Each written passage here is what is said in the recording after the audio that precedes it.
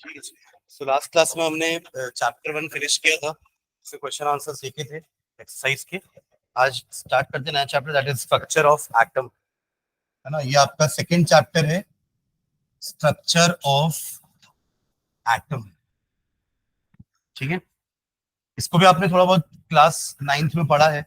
आपका structure of atom नाम ही था एक चैप्टर का, है ना। एक एटम मॉलिक्यूल आप पढ़ते थे और एक स्ट्रक्चर ऑफ एटम। तो वहां हम पढ़ते थे कि कैसे इलेक्ट्रॉन की डिस्कवरी हुई थी, कैसे प्रोटॉन की डिस्कवरी हुई थी, है ना, हाउ न्यूट्रॉन वाज डिस्कवर्ड।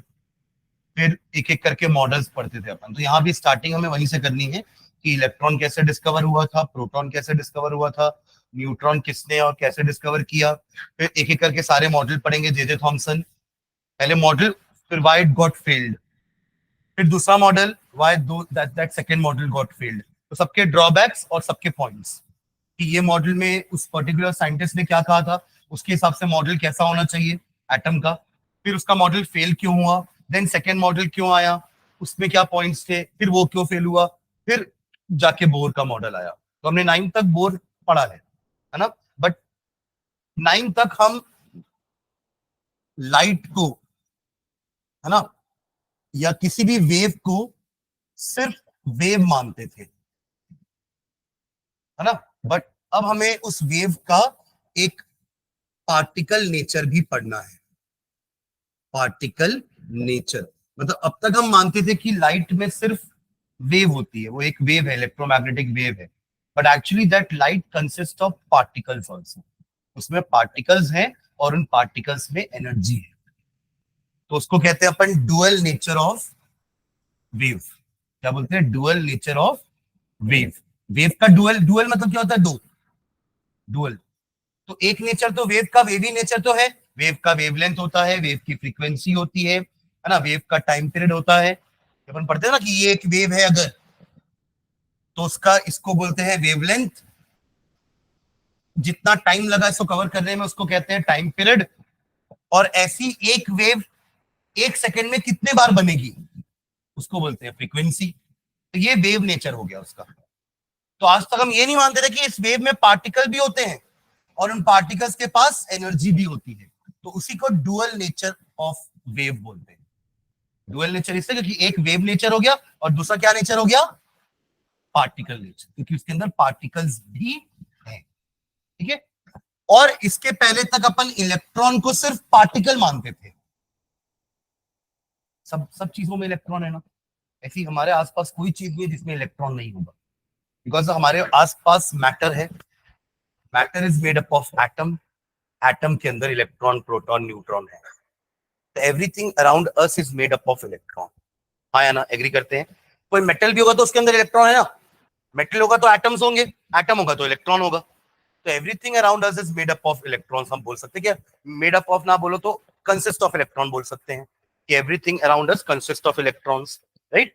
अब इस इलेक्ट्रॉन को आज तक हम सिर्फ पार्टिकल मानते थे कि ये एक पार्टिकल है, ये एक मैटर है जिसका एक मास है, जिसका एक चार्ज है, जिसकी एक स्पीड होगी। मूव कर रहा है ना इलेक्ट्रॉन, ऑर्बिट में मूव करता है। ऑर्बिट तक तो पढ़े अपन, बट यहाँ पे हम ऑर्बिट के भी और अंदर जाएंगे। ऑर्बिट में इलेक्ट्रॉन नहीं रहते एक्चुअली में। हम 9 तक भले पढ़े हैं कि electron revolve in orbit around the nucleus, but actually में ऐसा है नहीं। ठीक है। ऐसा इसलिए नहीं है क्योंकि इलेक्ट्रॉन को आज तक हम सिर्फ पार्टिकल मानते थे, यानी कि इसका पार्टिकल नेचर तो हमको पता है।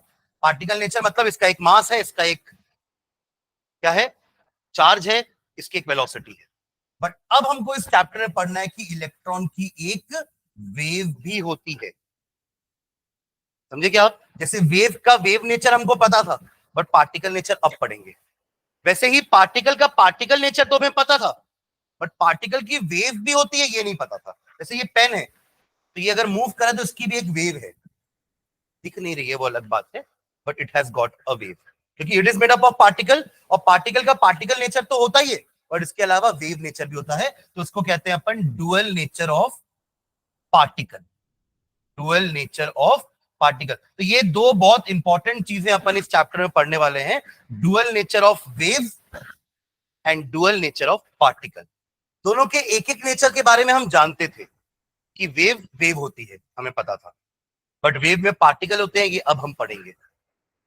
पार्टिकल में पार्टिकल तो होते हैं ये हमें पता था, बट पार्टिकल की वेव भी होती है ये हम पढ़ेंगे। तो दोनों का दोनों नेचर होता है, dual nature of wave, dual nature of particle.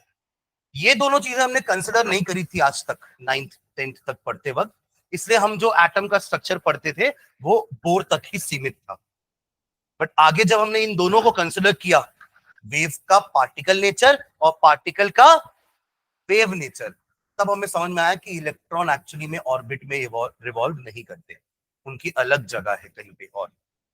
समझ रहे हैं क्या? ठीक है, तो अपन स्टार्ट बेसिक से ही करेंगे, स्टार्ट करेंगे इलेक्ट्रॉन की डिस्कवरी से। तो it was discovered by J J Thomson. उन्होंने डिस्चार्ज ट्यूब एक्सपेरिमेंट किया था, है ना, वो कैथोड रे एक्सपेरिमेंट कर रहे थे, है ना, वो इलेक्ट्रिसिटी पास करा के एक्चुअली देखना चाह रहे थे कि गैसेस कैन कंडक्ट इलेक्ट्रिसिटी और नॉट। वो इलेक्ट्रॉन डिस्कवर करने नहीं बैठे थे, उनको नहीं सोचा था कि आज मैं कुछ डिस्कवर करने बैठा हूं। वो बस ये चाह रहे थे चेक करना कि देखो नॉर्मल प्रेशर में तो एयर या गैस इलेक्ट्रिसिटी कंडक्ट नहीं करते हैं, अगर ऐसा होता तो हमको एयर से कंडक्टिविटी मिल जाती, छूने का जरूरत भी नहीं पड़ता वायर्स को, बस वायर के पास जाओ, अगर वो वायर में इलेक्ट्रिसिटी है तो आपको करंट लग जाएगा। समझते कैसा हालत होता उस समय? वायर कोई भी वायर खुला पड़ा हुआ है, अगर बेयर्ड वायर है, नेकेड वायर है, अभी जैसे ये सब तो इंसुलेटेड वायर्स है ना, ऊपर एक इंसुलेशन लगा हुआ ब्लैक कलर का, पर अगर ये नेकेड हो जाता, इंसुलेशन हट जाता, तो अभी करंट लग जाता, पर ऐसा होता नहीं है। यानी कि नॉर्मल प्रेशर में गैस या एयर पैट कंडक्टर है। क्या है? पैट कंडक्टर है, पुअर कंडक्टर है, they can not conduct. But J Thomson ये स्टडी करना चाह रहे थे कि क्या इन गैस के प्रेशर को कम करने से वो कंडक्टिविटी शो कर सकते हैं क्या? तो उन्होंने इसलिए वैक्यूम, वो डिस्चार्ज ट्यूब लिया और उसके साइड में वैक्यूम पंप लगाया।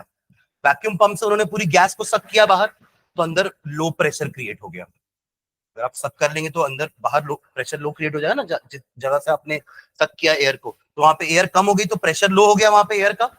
तो अब उन्होंने स्टडी करने की कोशिश करी, बाहर एक उन्होंने बैटरी ले ली थी, इलेक्ट्रिकल सर्किट कनेक्ट किया था पूरा, और दो रॉड ली थी, एक को पॉजिटिव एंड से कनेक्ट किया था, उसको नाम दे दिया उन्होंने एनोड, और दूसरे को नेगेटिव एंड से कनेक्ट किया, उसको नाम दे दिया कैथोड। जैसे ही स्विच ऑन किया उन्होंने, तो उन्होंने ऑब्जर्व किया कि कुछ रेज कैथोड से एनोड की तरफ ट्रैवल कर रही थी। उनको दिख इसलिए रही थी क्योंकि उन्होंने एक पर्टिकुलर गैस भरी थी लो प्रेशर पर, लेट्स से उन्होंने हाइड्रोजन गैस ली होगी, तो कलर्ड रेज उनको दिख रही थी, लेट्स से ग्रीन कलर की रेज दिख रही थी उनको। कहां से कहां जा रही थी? कैथोड से एनोड की तरफ जा रही थी। उन्होंने इस रेज को नाम दिया कैथोड रेज। क्या नाम दिया उन्होंने? Cathode rays. एक्सपेरिमेंट कुछ ऐसा है, मैं आपको सीधा एक्सपेरिमेंटल सेटअप दिखाता हूं, फिर हम लिखेंगे, ठीक है, शॉर्ट में लिखेंगे, ज्यादा डिटेल में नहीं जाएंगे इसके अंदर, डिस्कवरी और पुराने मॉडल्स में जो हमने 9 तक पढ़े हुए हैं, तो उसको एक बार रिवाइज करना है हमें बस, ठीक है। तो डिस्चार्ज ट्यूब एक्सपेरिमेंट का मैं आपको एक सेटअप दिखाता हूं।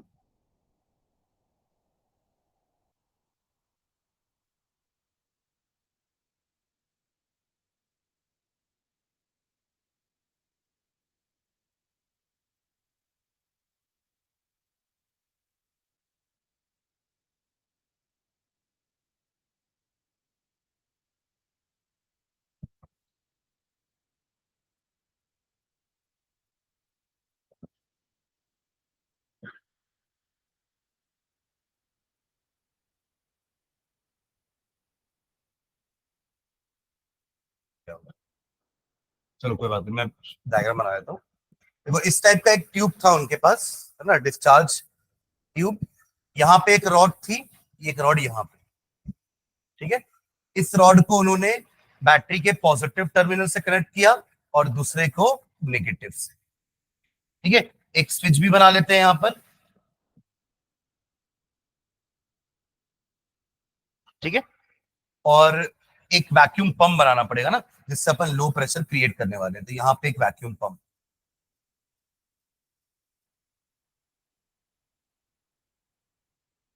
नॉब रहेगा, ठीक है। तो अब जब उन्होंने इलेक्ट्रिसिटी पास कराई, तो उन्होंने ऑब्जर्व किया कि ये जो कैथोड है, negative end is known as cathode and positive end is known as anode. तो ही ऑब्जर्व कि some rays were travelling from cathode to anode. ठीक है। अब उनकी क्यूरियोसिटी बढ़ी कि ये रेज है क्या एक्चुअली, इन रेज में क्या है ऐसा पार्टिकल, है ना। तो उन्होंने कुछ एक्सपेरिमेंट्स करके देखे। उन्होंने माइका करके एक आपका एलिमेंट होता है, उसको उसकी एक व्हील की थोड़ा सा लाइटर एलिमेंट होता है माइका, लाइटर मतलब हल्का होता है, जो आपकी वेव से टकरा कर अगर मूव कर रहा है तो हमको समझ आया कि वेव के अंदर कुछ पार्टिकल्स भी हैं। तो जब उन्होंने माइका व्हील्स को वहां पे रखा, माइका की व्हील को चक्री टाइप का बनाया, जैसे वो मार्केट में नहीं मिलता पेपर का चक्री बना रहता है और डंडी में लगा रहता है, आप उसको लेके दौड़ोगे तो वो घूमती है हवा से, तो वैसे ही यहाँ पे माइका व्हील रख दी। जब ये रेज यहाँ से निकल रही थी ना, तो वो माइका व्हील घूमी। इससे ये समझ में आया कि वेव में कुछ पार्टिकल्स हैं, जो पार्टिकल माइका व्हील से टकराए होंगे और उन्होंने माइका व्हील को रोटेट करवा दिया। तो दिस शोज दैट कि it has got some particle. अभी तो ये पहले प्रूव हुआ कि पार्टिकल तो है। अब उन्होंने सोचा कि पार्टिकल है तो कुछ चार्ज हो सकता है उसका, हो सकता है वो चार्ज पार्टिकल हो, न्यूट्रल भी हो सकते थे। तो उन्होंने क्या किया, इसी एक्सपेरिमेंट में उन्होंने एक तरफ पॉजिटिव प्लेट्स बिछा दी और दूसरी तरफ नेगेटिव प्लेट्स बिछा दी। तो अब उन्होंने ऑब्जर्व किया कि जब कैथोड से रेज निकल करके आ रही थी तो वो ऐसे निकल करके इस तरीके से डाइवर्ट होने लगी। ना भी चाहिए था उनको, क्यों? क्योंकि उनके अंदर नेगेटिवली चार्ज्ड पार्टिकल्स थे and negatively charge particle will attract towards positive plate. तो इस तरीके से उन्होंने कंक्लूड किया कि कैथोड रे में कुछ पार्टिकल तो है। वो पार्टिकल कैसा है?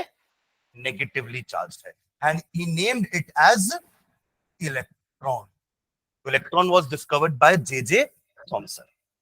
समझ रहे? लेटर ऑन उन्होंने मास के लिए एक्सपेरिमेंट करके इलेक्ट्रॉन का मास भी निकाल दिया, 9.1 into 10 to the power minus 31 kg।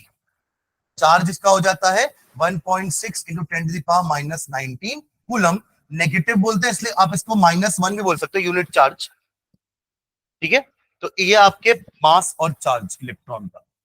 ठीक है, तो ये तो इलेक्ट्रॉन की डिस्कवरी हो गई। अब गोल्डस्टीन एक और साइंटिस्ट थे, उन्होंने ये बोला कि एटम तो न्यूट्रल होता है, अब अगर किसी पार्टिकल के पास इलेक्ट्रॉन है तो प्रोटॉन यानी कि पॉजिटिवली चार्ज स्पीशीज भी होना चाहिए, तभी तो एक एटम न्यूट्रल होगा ना। सिर्फ इलेक्ट्रॉन यानी कि सिर्फ नेगेटिवली चार्ज तो नहीं होगा, सिर्फ नेगेटिव पार्टिकल तो नहीं होंगे, तो प्रोटॉन भी यानी कि कुछ पॉजिटिव चार्ज पार्टिकल भी होना चाहिए जो उसको न्यूट्रलाइज कर रहा होगा। तो सेम एक्सपेरिमेंट गोल्डस्टीन ने फिर से रिपीट किया, but this time he took a special kind of cathode which was a perforated cathode. उनको ये लगा कि जब जे थॉमसन ने एक्सपेरिमेंट किया था तो उनको एनोड से कोई रेज निकलती हुई क्यों नहीं दिखी। एनोड भी तो हो सकता है कोई रेज एमिट कर रहा होगा, जब कैथोड कर रहा है जिसके पास नेगेटिवली चार्ज पार्टिकल है, तो एनोड भी कुछ ना कुछ रेज एमिट कर रहा होगा, उसके पास पॉजिटिवली चार्ज पार्टिकल होंगे। बट मे भी हो सकता है वो रेज थोड़ी इनविजिबल टाइप की होंगी, तो जे थॉमसन को नहीं दिखी होंगी। वैसे भी वो मग्न होगा किसमें? इलेक्ट्रॉन की डिस्कवरी में। तो उन्होंने ध्यान भी नहीं दिया कि एक और पार्टिकल भी हो सकता है। तो the same experiment was repeated bye Goldstein using perforated cathode. Perforated cathode उन्होंने इसलिए लिया ताकि सेम एक्सपेरिमेंट में ये मान लो एनोड है, अब कैथोड उन्होंने इस तरीके का लिया। परफोरेटेड मतलब जिनमें बीच बीच में गैप है, जैसे छन्नी होती है हमारी, उसमें छेद होते हैं ना, परफोरेशन, ताकि पास होके चाय नीचे जा सके और चाय पत्ती ऊपर रह जाए। तो वैसे ही उन्होंने परफोरेशन इसलिए बनाया कि अगर कोई रेज एनोड से भी निकल रही होगी, कोई रेज कहां से निकल रही होगी? एनोड से भी निकल रही होगी, तो हो सकता है वो यहां ना दिख रही हो, पर उन्होंने क्या कर दिया, यहां पर एक जिंक सल्फाइड की लेयर चढ़ा दी। एक फोटोग्राफिक मटेरियल होता है वो, कि उसमें कुछ जाकर स्ट्राइक करेगा तो दिखेगा। तो भले यहां नहीं दिख रही होगी पर यहां दिख जाएगी अगर कुछ आ रहा होगा वाकई में। तो अगेन उन्होंने सेम एक्सपेरिमेंट परफॉर्म किया एंड ही फाउंड दैट कि कैथोड से तो रेज आ ही रही थी, जो पहले भी आ रही थी, जे थॉमसन के समय भी आ रही थी ना कैथोड से रेज, बट अब एनोड से भी एक रेज जा रही थी टुवर्ड्स कैथोड, पर वो दिखी कहां पर? इस फोटोग्राफिक प्लेट पर। तभी उसका नाम दिया गया एनोड रेज, या एक और नाम दिया गया कैनाल रेज। कैनाल रेज क्यों बोले? क्योंकि इन दोनों के बीच का गैप है, ये गुफा टाइप का, वहां से निकल के वो रेज आती हुई दिख रही थी, तो इसलिए नाम क्या पड़ा उनका? कैनाल रेज या एनोड रे, क्योंकि निकल रही एनोड से। इनका भी जब स्टडी किया गया तो पार्टिकल्स पाए गए इसमें भी, और जब सेम एक्सपेरिमेंट किया गया तो एनोड रे किसकी तरफ डिफ्लेक्ट हुई? नेगेटिव प्लेट की तरफ, क्योंकि उसके अंदर पॉजिटिवली चार्ज पार्टिकल थे and they were named as proton, they were named as proton. अब समझ में आया कि हाँ क्यों इलेक्ट्रिकल न्यूट्रलिटी होती है एक एटम के अंदर, क्योंकि उसके अंदर आपका नेगेटिवली चार्ज पार्टिकल्स भी हैं नोन एज इलेक्ट्रॉन, एंड उसके पास एक पॉजिटिवली चार्ज पार्टिकल भी है नोन एज प्रोटॉन, और वो इक्वल नंबर पे है। वो हम आगे देखेंगे स्ट्रक्चर जब पढ़ेंगे ना कि है पर कितने हैं, वो अलग अलग साइंटिस्ट ने बताया था कि कितने हैं और कहाँ होते हैं, तब तो स्ट्रक्चर बनेगा ना। ठीक है, तो ये आपका एनोड क्या था। अब इसका भी अगर मैं मास वगैरह देखूं तो इसका जो चार्ज है वो इतना ही होता है इलेक्ट्रॉन के बराबर, बस चार्ज वो नेगेटिव था, ये पॉजिटिव होता है। ठीक है, और मास थोड़ा कंपैरेटिवली इससे ज्यादा होता है, around 1.6 into 10 to the power minus 27 kg. है तो ये भी कम, बट उसके कंपैरिजन में तो ज्यादा है, तो इससे अपन बोलते हैं कि इलेक्ट्रॉन का मास नेग्लिजिबल होता है। इलेक्ट्रॉन का मास कैसा होता है? नेग्लिजिबल। प्रोटॉन का मास और न्यूट्रॉन के मास को कंसिडर करते हैं हम एटॉमिक मास के लिए। Atomic mass is the sum of proton and neutron. हम एटम के मास को निकालते वक्त इलेक्ट्रॉन को कंसिडर नहीं करते क्योंकि उनका मास नेग्लिजिबल है। Am I clear? ज्यादा डिफरेंस नहीं क्रिएट करेगा वो ओवरऑल मास में, that is why we neglect it. Am I clear? ठीक है, बट ये तो बात हो गई इलेक्ट्रॉन और प्रोटॉन की डिस्कवरी की, क्योंकि एक अगर नेगेटिवली चार्ज होता तो दूसरा एक पॉजिटिवली चार्ज होना भी जरूरी था to maintain the neutrality of an atom. But neutron कैसे डिस्कवर हुआ? न्यूट्रॉन तो न्यूट्रल स्पीशीज है, न्यूट्रॉन तो न्यूट्रल है ना, उसका तो कोई चार्ज नहीं है। तो जेम्स चैडविक जिन्होंने न्यूट्रॉन की डिस्कवरी करी थी, इनफैक्ट उस समय क्या हो रहा था ना, जब वो मासेस कैलकुलेट कर रहे थे एटम्स के, अलग अलग एटम्स के, तो मासेस में डिफरेंस आ रहा था। कैसे? सब मासेस कैलकुलेट कर रहे थे प्रोटॉन की हेल्प से, है ना, वो तो कैलकुलेशन काउंट करने पर प्रोटॉन को देख रहे थे वो, पर अगर एक्चुअल वजन करेंगे तो वो ज्यादा आ रहा था हर बारी, क्योंकि अपन ने एक पार्टिकल छोड़ा हुआ है ना जिसका भले चार्ज नहीं है बट मास तो है, और आपने उसको कंसिडर नहीं किया अभी तक। तो हर एटम का मास ना, एक्चुअल मास ज्यादा आ रहा था, कैलकुलेट करने पर कम आ रहा था, क्योंकि कैलकुलेशन हम सिर्फ प्रोटॉन के बेसिस में कर रहे थे, इलेक्ट्रॉन को तो हमने वैसे ही नेग्लिजिबल बोल दिया था। तो हमने हमारी मास की कैलकुलेशन सिर्फ प्रोटॉन के बेसिस में थी, जो कि कम थी, क्योंकि हमने न्यूट्रॉन अभी तक कंसिडर ही नहीं किया था। और जब आप एक्चुअली वे करके देखोगे, वजन करोगे प्रॉपर, तो ज्यादा ही आएगा। है मैं क्लियर? आपको समझ में आ रहा है मैं क्या बोल रहा हूँ? राइट? आप ऐसा समझो कि आपके पास एक बॉक्स है ना, आपने उसमें 8-10 पेन रखे, आप 1-2 पेन रखना भूल गए, और आपने एक एक पेन का, या फिर सॉरी 10 पेन रखे आपने, है ना, एक पेन आपसे छूट गया पर उसके अंदर 11 पेन थे। आपने रखते समय एक काउंट करना कम, मतलब भूल गए होगे, तो 11 पेन काउंट होके अंदर गए, पर एक्चुअली में आपने काउंटिंग 10 करी। हर एक पेन का मास मान लो 10 ग्राम है, तो 10 इंटू 10 आपने 100 ग्राम कैलकुलेट किया, बट जब आपने उस बॉक्स को प्रॉपर वे किया तो वो थोड़ा ज्यादा आ रहा था, क्योंकि आपसे एक पेन छूट गया था। समझे ना? यहां हमसे न्यूट्रॉन छूट गया है। तो जेम्स चैडविक ने जब देखा कि ऐसा क्यों हो रहा है, तो उन्होंने सोचा कि जरूर कुछ एक पार्टिकल मिस हो रहा है जिसका भले चार्ज नहीं है but it has some significant mass. So the discovery of neutron took place. उन्होंने क्या किया? उन्होंने एक रेडियो एक्टिव एलिमेंट लिया, है ना, और उसकी बॉम्बार्डिंग कराई। बॉम्बार्डिंग मतलब क्या होता है? उससे पार्टिकल्स पूरे बाहर आते हैं, जितने भी सब एटॉमिक पार्टिकल्स होते हैं ना, दे डिसइंटीग्रेट, दे डिकम्पोज, सारे प्रोटॉन बाहर आने लग गए, सारे इलेक्ट्रॉन बाहर आने लग गए। तो उन्होंने जैसे ही जब बाहर आने लग गए ना सारे पार्टिकल, उन्होंने 2 प्लेट्स लगा दी, पॉजिटिव नेगेटिव। तो जितने भी इलेक्ट्रॉन आ रहे थे वो पॉजिटिव प्लेट की तरफ भाग रहे थे, जितने भी न्यूट्रॉन बाहर निकल रहे थे वो, सॉरी, जितने भी प्रोटॉन आ रहे थे वो नेगेटिवली प्लेट में जा रहे थे, और जितने भी इलेक्ट्रॉन थे वो पॉजिटिव प्लेट की तरफ जा रहे थे। पर एक पार्टिकल उन्होंने ऑब्जर्व किया जो स्ट्रेट जा रहा था, यही था हमारा छूटा हुआ पार्टिकल, विच वॉज न्यूट्रॉन। समझ रहे हैं? तो यहां पे हुई थी डिस्कवरी न्यूट्रॉन की। तो James Chadwick discovered neutron. Again neutron का चार्ज तो 0 है, कोई चार्ज नहीं है, but it has mass equivalent to proton. उसका मास प्रोटॉन से इक्विवेलेंट है, लगभग सेम है। तो अब हमारा नया फॉर्मूला क्या हो गया मास का? Proton plus neutron. तो अब वो जो डिफरेंस आ रहा था ना मास में, कि एक्चुअल मास ज्यादा आ रहा था और कैलकुलेट करने पर हम सिर्फ प्रोटॉन को ही मान रहे थे, इसलिए मास हमारा कम आ रहा था, तो वो डिफरेंस मेकअप हो गया। समझे क्या? तो this is how those three particles were discovered, electron, proton and neutron. ठीक है, उसके बाद स्ट्रक्चर ऑफ एटम में जब अपन आएंगे तो जे थॉमसन का सबसे पहला मॉडल था। वो मॉडल क्या था? वाटरमेलन मॉडल बोलो या उसको अपन प्लम पुडिंग मॉडल बोलते हैं, जिसमें उन्होंने ये बोला कि एक एटम एक स्फेरिकल बॉडी होता है और वो पूरा स्फीयर पॉजिटिवली चार्ज्ड होता है। स्फीयर मतलब जैसे आपका वाटरमेलन होता है, तरबूज स्फीयर होता है ना, वो बोले पूरा का पूरा स्फीयर कैसा है? पॉजिटिवली चार्ज्ड है बाहर से, और उसके अंदर इलेक्ट्रॉन्स चिपके हुए हैं, एम्बेडेड है। एम्बेडेड मतलब चिपके हुए हैं, अटैच्ड है, मतलब मूविंग नहीं है। तो उनके हिसाब से इलेक्ट्रॉन्स वर इमोबाइल। इलेक्ट्रॉन्स कैसे थे? इमोबाइल। इमोबाइल मतलब जो मूव नहीं कर सकते, उनको इमोबाइल बोलते हैं, है ना? या इमोटाइल, जो मूव नहीं कर सकते। मोटाइल मतलब जो मूव कर सकते हैं, मोबाइल मतलब जो मूव कर सकते हैं। ठीक है, तो ये उनका मॉडल था कि an atom is a spherical body of positive charge in which electrons are embedded. ठीक है, ये उनका मॉडल था। ठीक है, ये पॉइंट तो लेटर ऑन गलत प्रूव हुआ, बट उनका जो सेकंड पॉइंट था वो ट्रू है। वो सेकंड पॉइंट ये बोले थे कि magnitude of positive charge and negative charge are equal, यानी कि एटम इज इलेक्ट्रिकली न्यूट्रल। ये पॉइंट सही है, आज तक सही है। बट जो उन्होंने पहला पॉइंट अपने मॉडल का दिया था ना कि it is a positively charge sphere having electrons embedded in it, वो गलत था। वो गलत कैसे प्रूव हुआ? जब रदरफोर्ड ने अपना एक्सपेरिमेंट किया गोल्ड शीट के ऊपर। ही टुक गोल्ड शीट, क्योंकि गोल्ड सबसे ज्यादा मैलिएबल है। सबसे ज्यादा क्या है? मैलिएबल, यानी कि पतली पतली शीट्स में हम कन्वर्ट कर सकते हैं उसको हैमरिंग कर करके।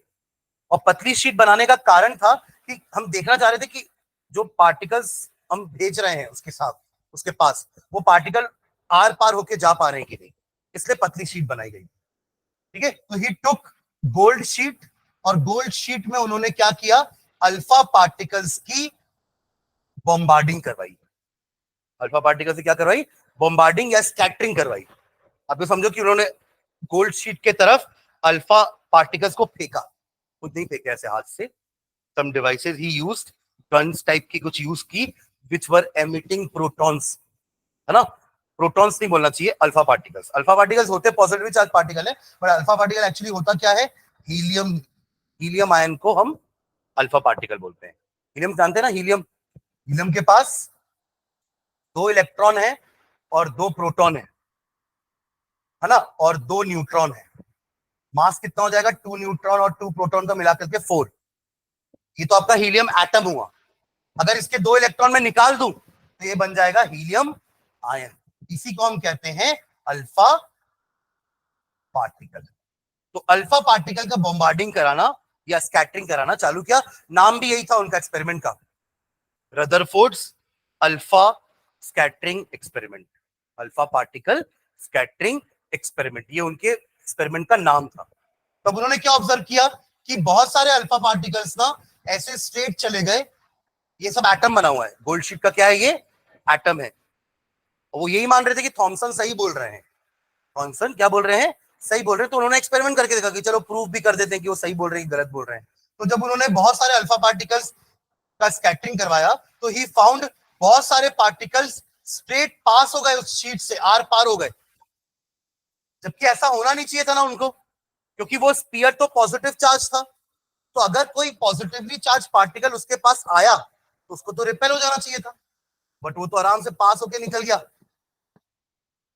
समझ रहे हैं क्या? मतलब वो जो उनका मानना था कि atom is a positively charged sphere, वो एक्चुअली गलत है। अगर ऐसा होता तो अल्फा पार्टिकल्स वहां तक जाकर के रिपेल हो जाते, they would not have crossed them, they would not have passed through them, जैसा कि अभी हो रहा है।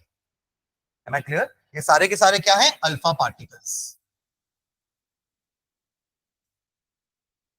ठीक है, तो ये उनका मेन ऑब्जर्वेशन था। एक ऑब्जर्वेशन कि many particles passed through the gold sheet without any deviation. अपने पाथ से वो डेविएट ही नहीं हुए, सीधा पास हो गए। ये पहला पॉइंट था उनका, ऑब्जर्वेशन का। सेकेंड पॉइंट उन्होंने ऑब्जर्व किया कि कुछ अल्फा पार्टिकल्स ना रिपेल हुए हैं।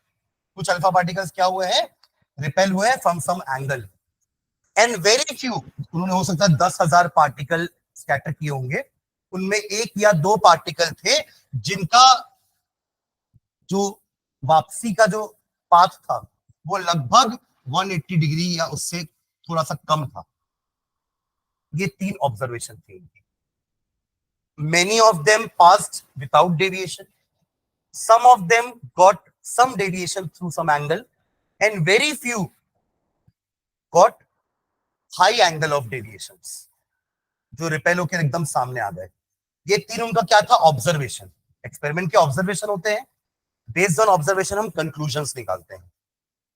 इन्फेरेंस बोलते हैं ना आप लोग, आप एक्सपेरिमेंट करोगे तो आप लोग ऑब्जर्वेशन भी करोगे, रीडिंग्स नोट करते हैं ना, उसको ऑब्जर्वेशन बोलते हैं, और उसके बेसिस में कुछ कंक्लूजन्स निकालोगे। तो ये 3 उनके ऑब्जर्वेशन थे। अब उन्होंने इससे कंक्लूड क्या किया, उन्होंने बोला कि बहुत सारे अल्फा पार्टिकल्स पास हो जा रहे हैं, इसका मतलब एटम के अंदर बहुत सारी खाली जगह है। क्या है, बहुत सारी खाली जगह, जहां से वो स्ट्रेट पास हो जा रहे हैं, कोई रोकने वाला नहीं है उनको वहां पर, पहला चीज।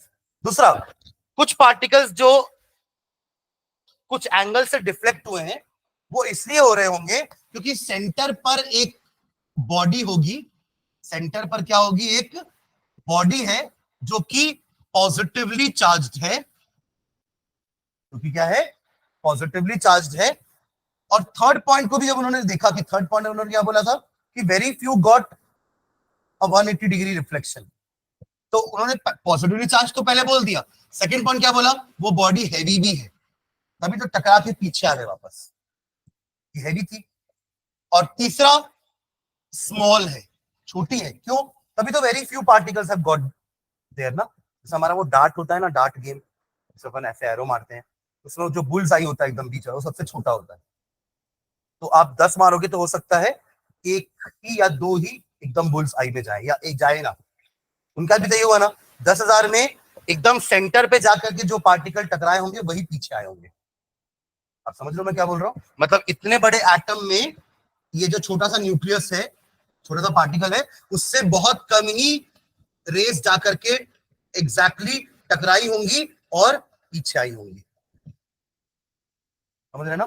इसलिए ये 3 कंक्लूजन दिया उन्होंने उस बीच वाली बॉडी के लिए। क्या क्या, पहली तो वो पॉजिटिवली चार्ज बॉडी है, दूसरी वो हैवी भी है, और तीसरी वो छोटी है। समझ रहे हैं क्या, कंपैरिजन करेंगे ना तो आप ये समझो कि एक जो क्रिकेट का ग्राउंड होता है वो एक एटम है समझ लीजिए, और उसके अंदर जो बॉल है वो न्यूक्लियस है। अब आप इमेजिन कर लो कि एटम का साइज और न्यूक्लियस का साइज में कितना डिफरेंस है। एम आई क्लियर, ठीक है। इसलिए very few particles got 180 degree reflection, और वो पीछे आ गए एकदम। तो ये इस बॉडी को नाम दिया रदरफोर्ड ने, क्या, न्यूक्लियस।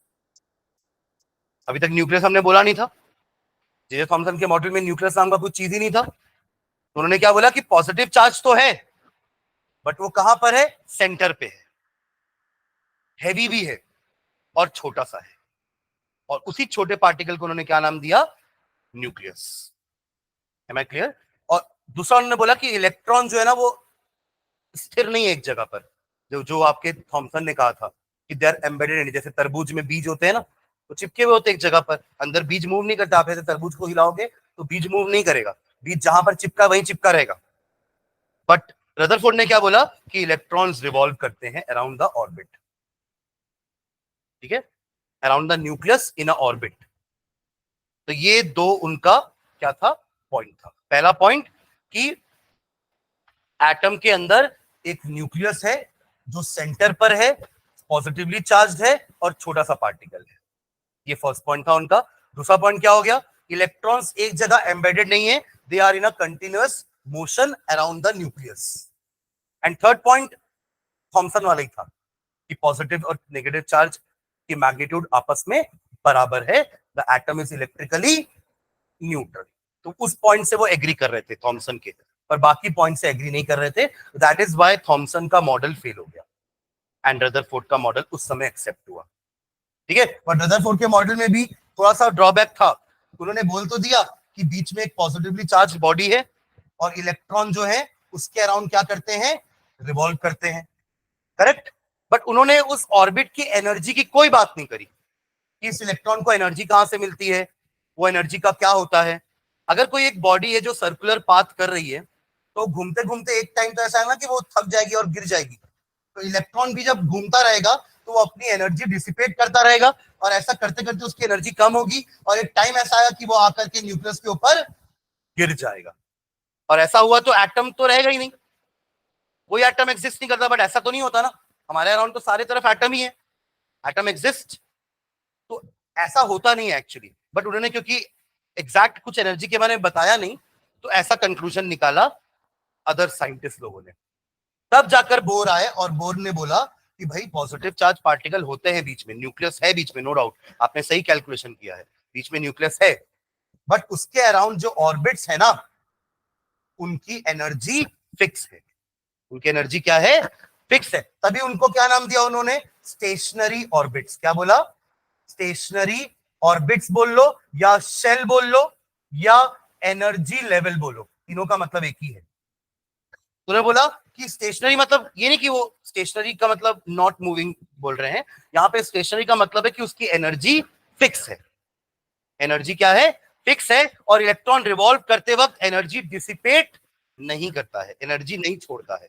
और एनर्जी अगर नहीं छोड़ रहा है तो उसकी एनर्जी कांस्टेंट होगी, तो वो घूमता ही रहेगा, घूमता ही रहेगा, कभी भी ऐसे कोलैप्स नहीं होगा आकर के। Am I clear? तो ये बोर ने दिया था। तो बोर ने एक्चुअली बस एनर्जी का कंसेप्ट ले आया था। रदरफोर्ड ने न्यूक्लियस तो बोल ही दिया था। रदरफोर्ड ने ये भी बोल दिया था कि इलेक्ट्रॉन रिवॉल्व करते हैं, बट रिवॉल्व कैसे करते हैं, एनर्जी कहां से मिलती है, ये सब के बारे में ज्यादा बात नहीं करी थी रदरफोर्ड ने, इसलिए उनका मॉडल भी फेल हो गया। तो उनका मॉडल फेल हुआ इसलिए ये बोल के कि एटम स्टेबल नहीं है। क्यों स्टेबल नहीं है, क्योंकि इलेक्ट्रॉन तो ऐसे गिर सकता है आकर के, और गिर गया तो कोई एटम एग्जिस्ट नहीं करेगा। बट ऐसा तो होता नहीं, एटम तो एग्जिस्ट करते हैं। तो क्यों करते हैं, ऐसा क्या है एटम के अंदर कि उनका इलेक्ट्रॉन गिर नहीं रहा है। तब बोर ने बोला कि भाई उनके पास ऑर्बिट्स है, और वो ऑर्बिट्स की एनर्जी फिक्स है, और इलेक्ट्रॉन कभी भी घूमते वक्त वो एनर्जी डिसिपेट नहीं करता है, वो एनर्जी फिक्स होती है। और उन्होंने और नाम वगैरह भी दे दिया ऑर्बिट का। पहली ऑर्बिट को नाम दे दिया के, दूसरे को नाम दे दिया एल, तीसरे को नाम दे दिया एम, एन, ओ, पी, ऐसा चलता रहेगा। ठीक है, इनको कहते हैं एनर्जी ऑर्बिट्स या एनर्जी शेल्स, जिनकी एक फिक्स एनर्जी होती है। फिर उन्होंने लेटर ऑन रेडियस का भी फॉर्मूला निकाला। रेडियस क्या हो जाएगा, सेंटर ऑफ द न्यूक्लियस से ऑर्बिट का डिस्टेंस, उसी को तो रेडियस बोलेंगे। उस ऑर्बिट का रेडियस निकालना पड़ेगा ना। मतलब ये आपका न्यूक्लियस है, ये लो फर्स्ट ऑर्बिट, तो इसका रेडियस कितना होगा, तो रेडियस क्या होता है, सेंटर से डिस्टेंस, इसी को बोलेंगे रेडियस। सेकेंड ऑर्बिट का रेडियस कितना हो जाएगा, ये हो गया सेकेंड ऑर्बिट का रेडियस। थर्ड ऑर्बिट का रेडियस कितना हो जाएगा, ये हो गया थर्ड ऑर्बिट का रेडियस। तो उन्होंने रेडियस का फॉर्मूला निकाला। हमने फॉर्मूला नहीं पढ़ा था क्लास 9th में, पर हमने मॉडल तो पढ़ा था। उसके अलावा हमने बोरबेरी की स्कीम भी पढ़ी थी, याद है किसी को, बोरबेरी स्कीम, जिससे इलेक्ट्रॉनिक कॉन्फ़िगरेशन करते थे कि जैसे अगर सोडियम के पास 11 इलेक्ट्रॉन हैं, तो वो 11 इलेक्ट्रॉन कैसे सजे हैं, कैसे प्लेस्ड हैं। तो उन्होंने रूल दिया था 2n² का, जहां पे उन्होंने बोला कि n की वैल्यू 1 पुट करोगे, यानी कि फर्स्ट ऑर्बिट के लिए मैक्सिमम कितने इलेक्ट्रॉन रह सकते हैं वहां पर, 2, 2 इंटू 1² 2। सेकेंड ऑर्बिट यानी कि L में 2 इंटू 2² कितने इलेक्ट्रॉन रह सकते हैं, 8। Third n is equal to 3 में m ऑर्बिट पे 2 इंटू 3 का स्क्वायर 18 इलेक्ट्रॉन। ये उनका स्कीम था। उन्होंने ये भी बोला था कि आखिरी वाले शेल को वैलेंस शेल बोलते हैं, जिसमें 8 इलेक्ट्रॉन से ज्यादा नहीं हो सकते, वैलेंस इलेक्ट्रॉन्स। तो ऐसे करके उन्होंने अपनी स्कीम दी थी, और अपन ने सोडियम को कैसे लिखा था, 2,8,1। आपको याद है ये कॉन्फ़िगरेशन, ये कॉन्फ़िगरेशन हम 9, 10 तक ही लिखते थे। अब 11 से हम नया टाइप का कॉन्फ़िगरेशन पढ़ेंगे, सुन रहे हैं, ये वाला कॉन्फ़िगरेशन अब हम भूल जाएंगे, इसकी जरूरत नहीं अब हमें, 9 तक ही थी इसकी जरूरत, बट अब हम क्या करेंगे, नया टाइप का कॉन्फ़िगरेशन पढ़ने वाले हैं। इलेक्ट्रॉनिक कॉन्फ़िगरेशन बोलते हैं इसको। इलेक्ट्रॉनिक कॉन्फ़िगरेशन का मीनिंग क्या होता है, arrangement of electrons in different orbits. Arranging the electron in different orbits is known as electronic configuration. समझ रहे हैं क्या? ओके, तो Bohr Bury scheme and Bohr model. Radius के अलावा उन्होंने वेलोसिटी भी बताई कि एक इलेक्ट्रॉन अगर रिवॉल्व कर रहा है एक पर्टिकुलर ऑर्बिट में, तो किस स्पीड से रिवॉल्व कर रहा है, ये भी बताया। ठीक है, तो these were some conclusion made by Bohr, but क्योंकि हमने क्या कंसिडर नहीं किया था, वेव का पार्टिकल नेचर एंड पार्टिकल का वेव नेचर, इसलिए बोर का मॉडल भी फेल हो गया। समझ रहे हैं क्या? ठीक है, एक मिनट।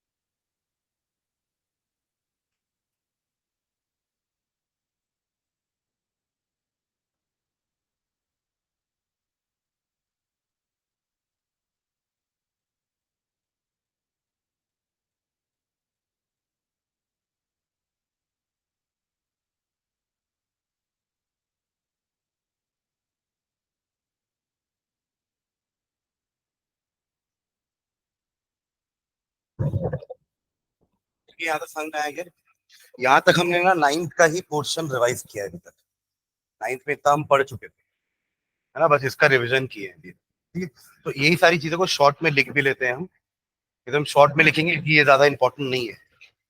ठीक है, ओके, तो लिखना नीचे,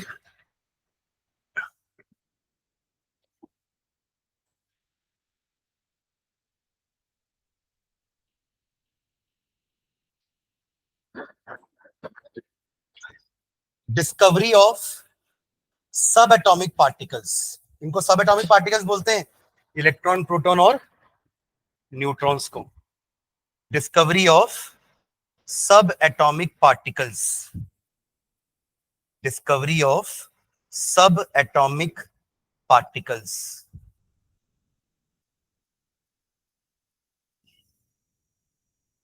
पहला लिखेंगे discovery of electron, discovery of electron, सब हेडिंग है ना, डिस्कवरी ऑफ इलेक्ट्रॉन, हाइफन डाल के लिखेंगे।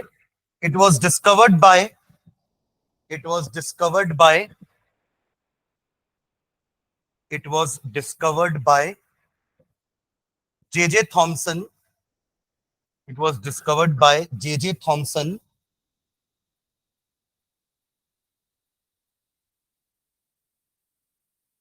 During his, during his, during his discharge tube experiment, during his discharge tube experiment, during his discharge tube experiment, in which he was studying, in which he was studying, in which he was studying the conduction of electricity, conduction of electricity, in which he was studying the conduction of electricity through gases, समझ के लिखेगा जो लिख रहा है ना, through gases at low pressure, at low pressure, through gases at low pressure.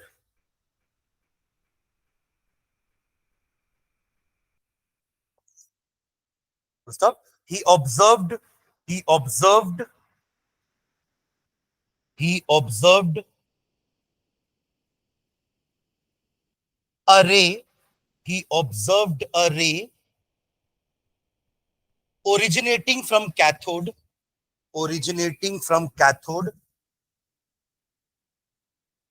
and named it as cathode rays, and named it as cathode rays, named it as cathode rays. Full stop. This rays, this rays, this rays was found to be consisting of, this rays were found, yeah, was found to be consisting of, was found to be consisting of negatively charged particle, negatively charged particle, negatively charged particle called electrons, called electrons, called electrons. Charge and mass लिखेंगे नीचे electron का.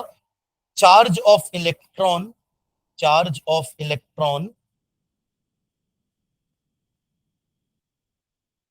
1.6 into 10 to the power minus 19 coulomb.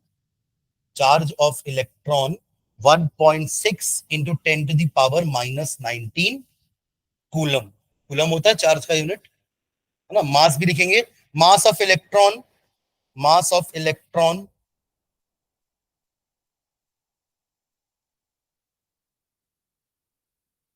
9.1 into 10 to the power minus 31 kg. 10 to the power minus 31 kg, which is nearly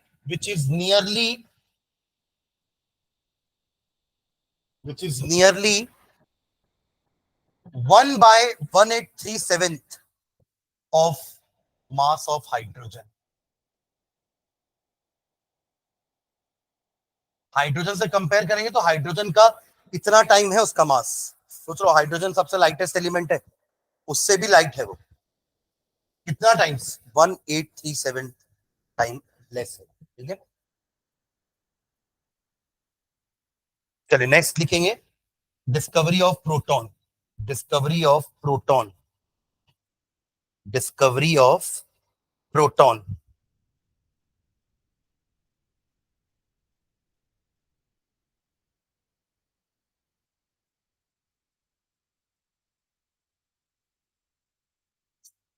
लिखेंगे Goldstein, Goldstein GOLDSTEIN, Goldstein, Goldstein performed discharge tube experiment, discharge tube experiment. उन्होंने भी same discharge tube experiment perform किया, but इस समय उन्होंने cathode कैसा लिया? Perforation वाला. Goldstein performed discharge tube experiment in which he took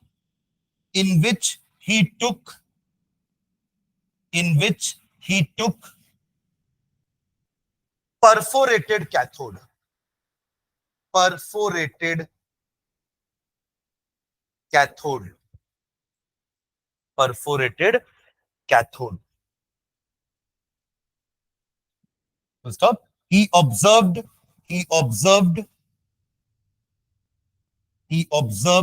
that some rays were coming. He observed that some rays were coming. कहां से? एनोड से भी, है ना. Some rays were coming from the side of anode, from the side of anode, from the side of anode, which passed through the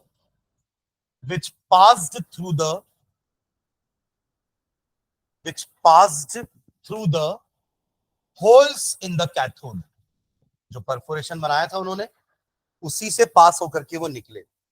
which passed through the holes in the cathode.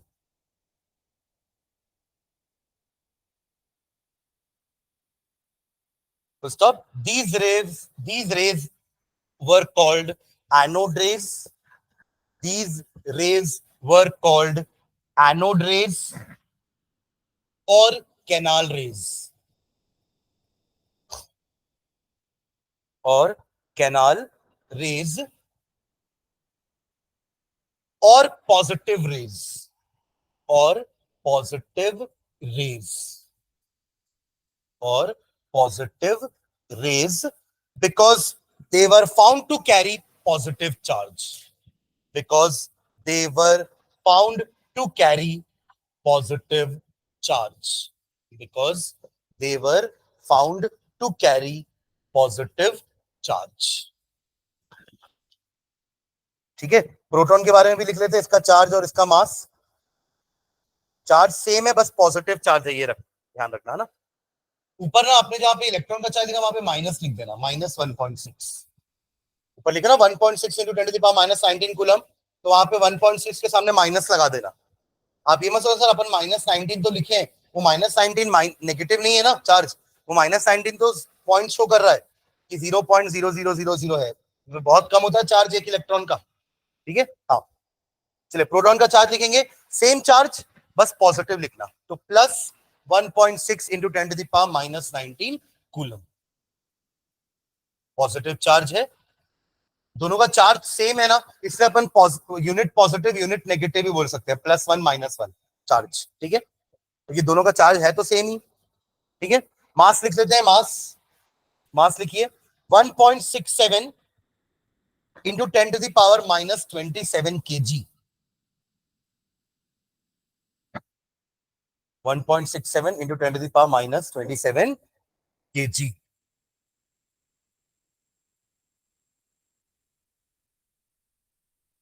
ठीक है, ये हो गया आपका proton. Next, discovery of neutron, discovery of neutron. मैं short में लिखा रहा हूं, अपने को डायग्राम वायग्राम की जरूरत नहीं है। ठीक है, इस चैप्टर में ऐसे बहुत से टॉपिक हैं जो आपको नए पढ़ने हैं, जिससे क्वेश्चन बनेंगे। अब ये पुराने टॉपिक से क्वेश्चन नहीं बनते, बट वी शुड नो, अगर अपन स्ट्रक्चर ऑफ एटम पढ़ रहे हैं तो हमें उसकी हिस्ट्री पता होनी चाहिए कि कौन कब डिस्कवर हुआ, किसने डिस्कवर किया। और स्ट्रक्चर ऑफ एटम रातों रात नहीं आ गया ना कि यही स्ट्रक्चर है। There were many scientists who were involved, तो उनका सबका मॉडल, उनका ड्रॉबैक, ये सब हमको एक एक करके देखना है ना। चलिए, तो न्यूट्रॉन, डिस्कवरी ऑफ न्यूट्रॉन, इसमें हाइफन डाल के लिखेंगे।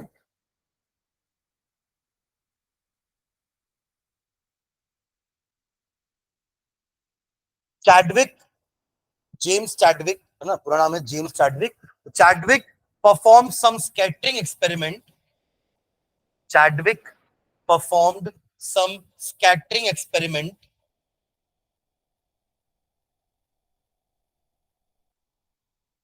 in which he bombarded, Chadwick performed some scattering experiments in which he bombarded, B-O-M-B, bomb with A-R-D-E-D, bombarded some light elements, some light elements, some light elements like beryllium and boron। इनके atomic number क्या होते हैं, 4 5 वाले हैं ये। Some light elements like beryllium or boron with fast moving alpha particles, with fast moving alpha particles।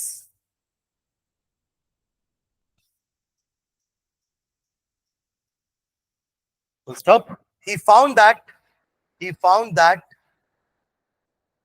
he found that some new particles were emitted, he found that some new particles were emitted, were emitted, which carried no charge, which carried no charge, which carried no charge, but had a mass, but had a mass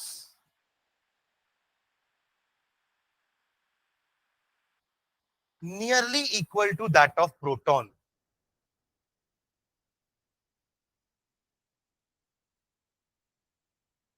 had a mass nearly equal to that of proton. This particle was termed as neutron. This particle was termed as neutron.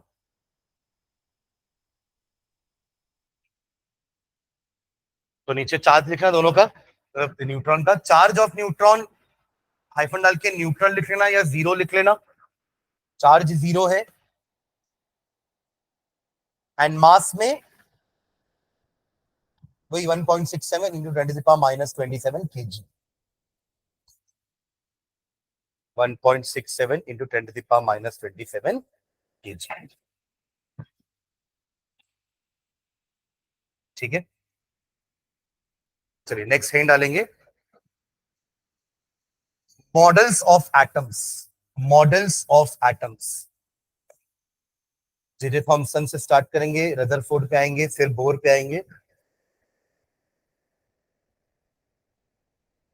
Models of atom, इसमें सबसे पहले लिखेंगे J Thomson's या Thomson's model of atom.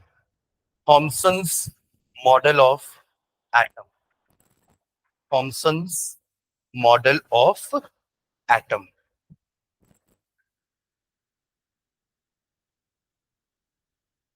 ये इसमें hyphen डाल के लिखेंगे. Thomson proposed that. Thomson proposed that. proposed that an atom was a sphere of positive charge. An atom was a sphere of positive charge. Positive charge in which positive charge in which were embedded in which were embedded in which were in which were embedded. Embedded मतलब चिपके हुए. Embedded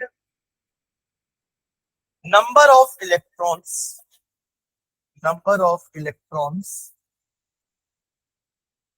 sufficient to neutralize. Number of electrons sufficient to neutralize the positive charge. Sufficient to neutralize the positive charge. इससे समझ में आ रहा है ना कि वो ये तो मानते थे कि एटम न्यूट्रल है, कि इतना इलेक्ट्रॉन एम्बेडेड रहेगा कि वो पॉजिटिव चार्ज को न्यूट्रलाइज कर सके, यानी कि ओवरऑल एटम इज न्यूट्रल. ये उनका पॉइंट था. ठीक है, तो stop. This model is sometimes called watermelon model. This model is sometimes called watermelon model. Watermelon model or resin pudding model. Plum pudding, plum cake होता है ना जिसमें अंदर ड्राई फ्रूट्स होते हैं, रेजिन्स होते हैं, है ना, तो वो एम्बेडेड होते हैं एक जगह पर.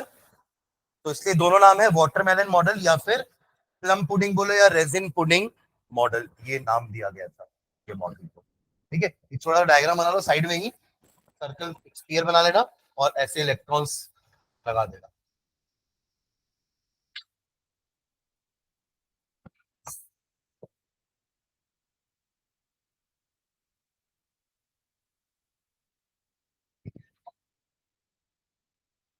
ठीक है, तो इनका मॉडल न्यूट्रलिटी तो एक्सप्लेन कर रहा था, बट जो साइंटिस्ट लोगों ने एक्सपेरिमेंट परफॉर्म किए ना, जैसे रदरफोर्ड ने एक्सपेरिमेंट परफॉर्म किया स्कैटरिंग वाला, तो उससे फेल हो गया ये. तो he was unable to explain the observation made by Rutherford's experiment. That is why Thomson's model failed. ठीक है, तो नीचे एक लाइन लिखेंगे लिमिटेशन के लिए.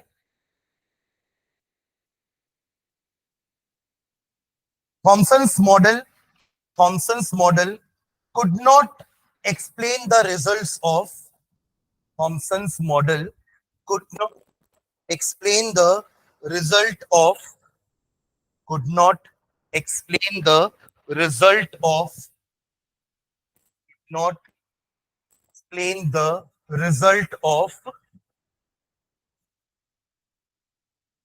scattering experiments, SCATTERING, scattering experiments carried out by Rutherford. Carried out by Rutherford. Carried out by Rutherford. And was rejected. And was rejected. So that is why Thomson का model reject हुआ. ठीक है.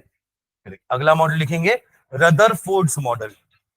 Rutherford's model ये था Thomson's model. Thomson's model. Next है Rutherford's model. इसमें bracket में लिखना न्यूक्लियर मॉडल ऑफ एटम, क्योंकि यहाँ पे न्यूक्लियस डिस्कवर हो गया था.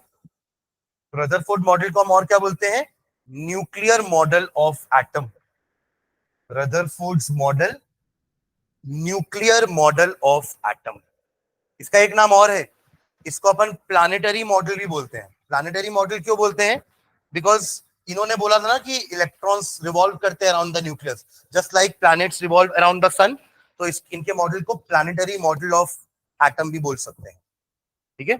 चलो इसके बारे में अपन नेक्स्ट क्लास में लिखते हैं. थोड़ा सा इसके बारे में लिखेंगे और बोर का थोड़ा सा लिख के फिर हम इन सब में आ जाएंगे. पहले वेव का डुअल नेचर पढ़ेंगे और फिर पार्टिकल का डुअल नेचर पढ़ेंगे. तब हम फिर नए मॉडल के लिए रेडी हो जाएंगे पढ़ने के लिए. ठीक है. चलिए.